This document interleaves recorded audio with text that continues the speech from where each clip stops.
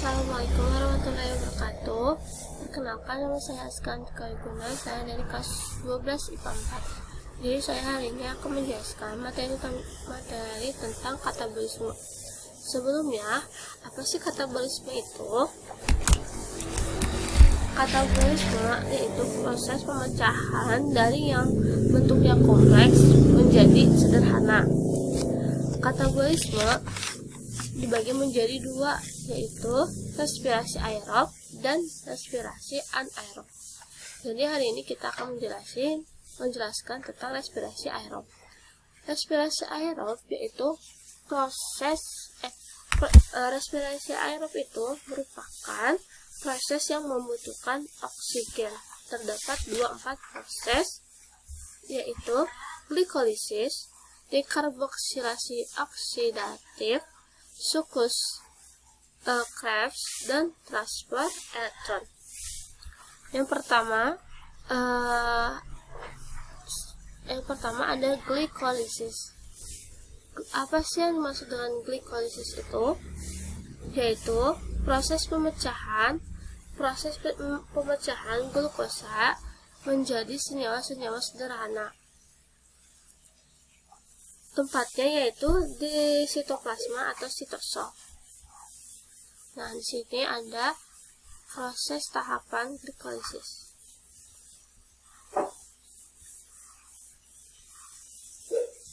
Nah, ada glukosa 6C, yaitu 6 karbon. 6C glukosa akan berubah menjadi glukosa 6P dibantu oleh ADP. Glukosa ADP diubah menjadi fruktosa 6P. Fruktosa 6P akan berubah menjadi fruktosa 1,6 bifosfat yang dibantu oleh ADP. Nah, fruktosa 1,6 bifosfat ini akan dibagi menjadi dua tahapan, yaitu gliseraldehid sama dihidroksiaseton fosfat. Kita akan menjelaskan yang sebelah kanan dulu, yaitu gliseraldehid dulu. Gliseraldehid ini akan berubah menjadi 1,3 bifosfogliserat dibantu oleh NADH. Sebelum ini kenapa bisa dibentuk NADH? Jadi si ADP ini akan berfungsi jika ditambahkan P ini fosfat. Jadi kalau misalkan si NADH ini ditambahin PI atau fosfat, dia akan menghasilkan NADH. NADH ini akan mengubah si gliseraldehid menjadi 1,3 bifosfogliserat. Lanjut, 1,3 bifosfogliserat ini akan berubah menjadi 3 fosfogliserat. Asalnya 1,3 jadi 3. Ataukah si nilai fosfat ini cuma ada di salah satu, ataukah hanya ada nempel di sebelah kanan atau sebelah kiri. Kalau misalkan yang ini 1,3 itu, jadi si fosfatnya tuh ada di ujung si karbon sebelah kanan sama di ujung karbon sebelah kiri. Jadi mereka tuh saling berdekatan tuh di ujung si karbonnya. Nah, dilepas satu fosfatnya menjadi 3 fosfogliserat.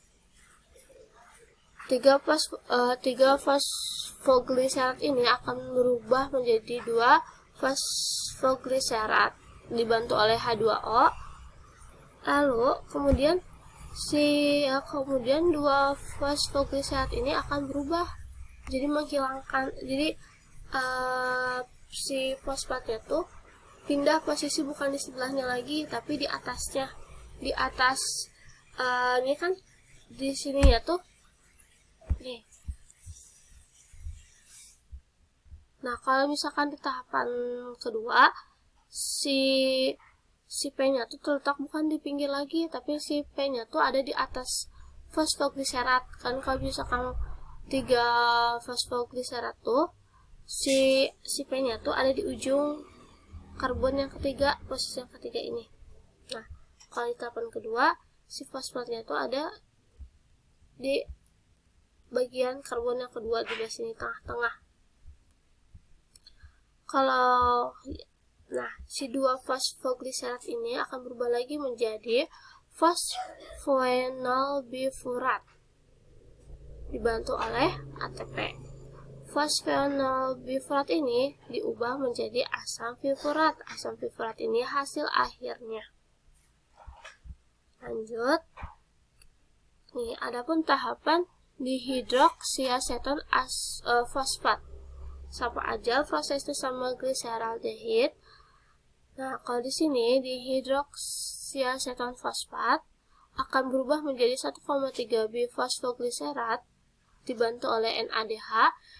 Pembentukan NADH yaitu terjadi ketika NAD dibantu oleh PI. PI itu tadi apa? Fosfat. Jadi si NAD ini bakal berfungsi jika ditambahkan fosfat dan menghasilkan NADH. NADH akan mengubah dihidroksiaseton fosfat menjadi 1,3 bifosfogliserat. Di sini kan jadi 1,3 bifosfogliserat kan. Nah, sini bakal berubah lagi menjadi 3 fosfogliserat. Kenapa jadi asalnya 1 nih, dari tadi itu ada 1,6, 1,3 kan. Jadi gini. Nah, kalau di sini kan asalnya fruktosa 6 fosfat. Nah, si 6-nya tuh si 6 itu ada di sebelah kiri, ada di sebelah kiri karbon, menempel di sebelah kiri. Nah, kalau misalkan diubah lagi nih, jadi fruktosa 1,6 bifosfat. Nah, si fosfat ini tuh terletak di antara kanan dan kirinya ujung karbon. Sama aja sama yang di sini. Tuh, di sini tuh asalnya 3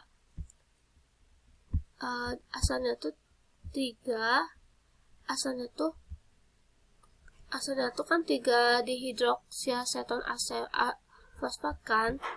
Nah, diubah menjadi 1,3 bifosfogliserat dibantu oleh NADH tadi.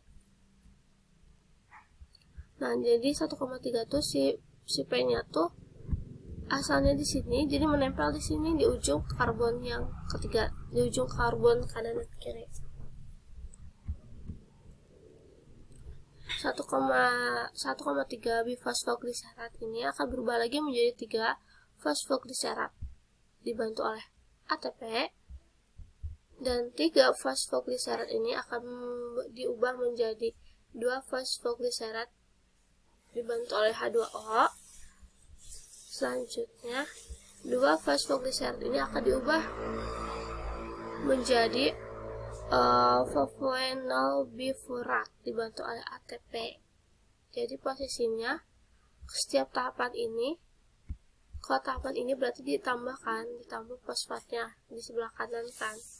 Nah, pada tahapan berikutnya si fosfatnya itu dibuang satu-satu atau dikeluarkan satu-satu sampai si fosfatnya tuh udah nggak ada di ujung kanan kiri si karbonnya. Nah, si fosfenolbifurat ini diubah menjadi asam bifurat. Ini yaitu asam bifurat itu hasil dari tahapan glikolisis. Nah,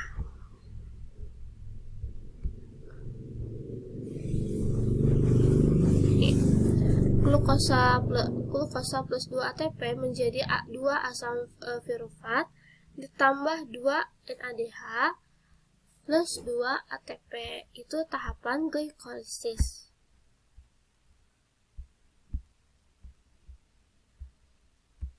Nah, selanjutnya ada tahapan yang kedua, yaitu tahapan dekarboksilasi oksidatif.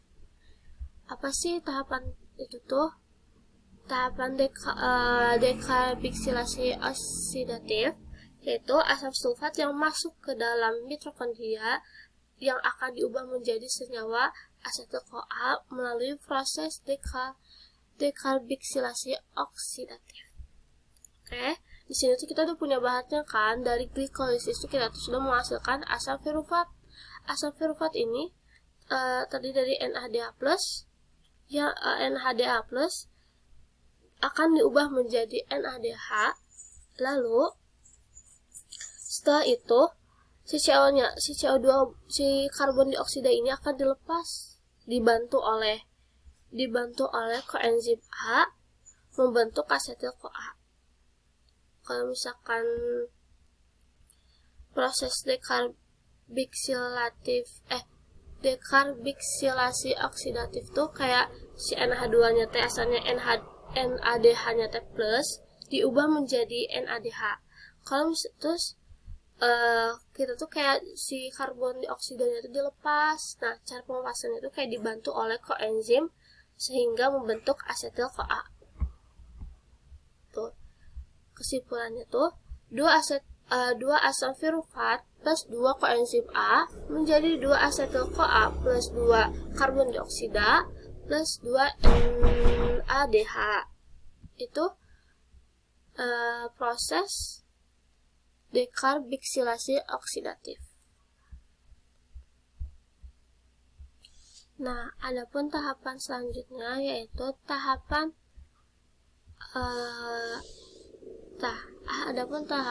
siklus Krebs.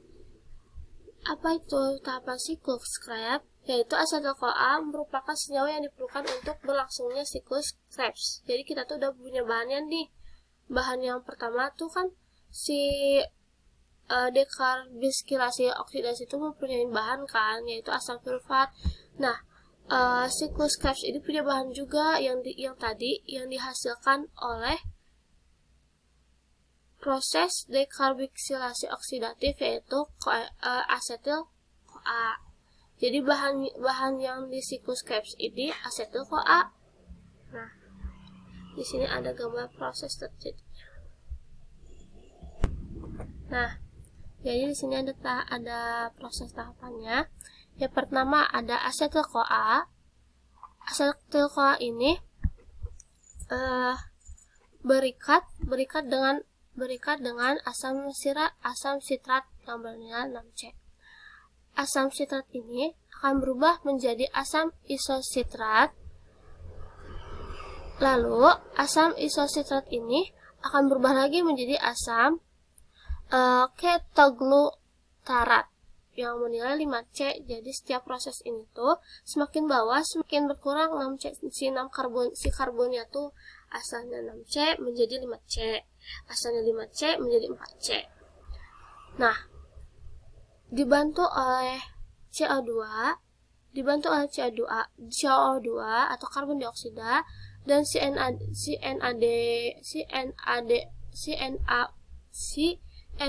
plusnya diubah menjadi NADH.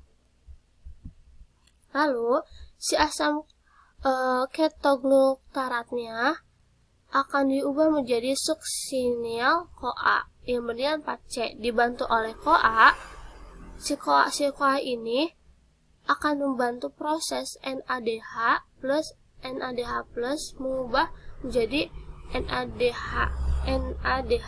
Kenapa? Sama aja yang kayak di proses sebelumnya, tapi ini tuh si CoA-nya yang membantu si NAD plusnya berubah menjadi yang menghasilkan NADH-nya.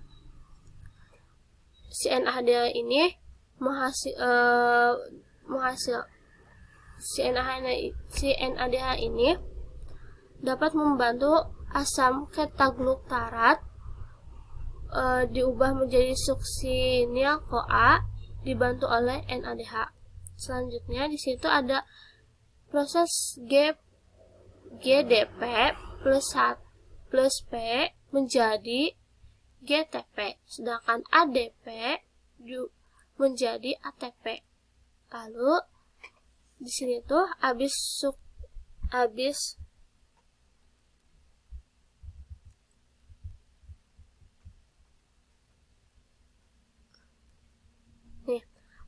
setelah itu asam suksinat akan berubah menjadi asam fumarat dibantu oleh FADH, asalnya FAD, di sini ada perubahan menjadi FADH, lalu